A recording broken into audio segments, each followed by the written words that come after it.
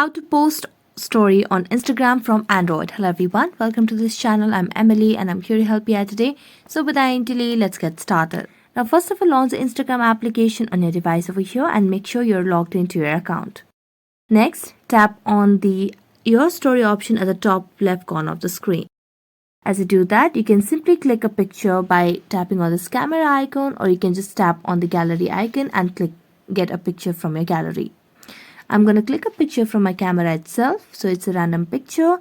And as you do that, you can just simply add any sort of text if you want to. I'm going to add a text over here, and as I add this text, tap on done, and here you can also add some stickers if you want. So tap on the sticker icon over here, and I'm just going to mention a sticker.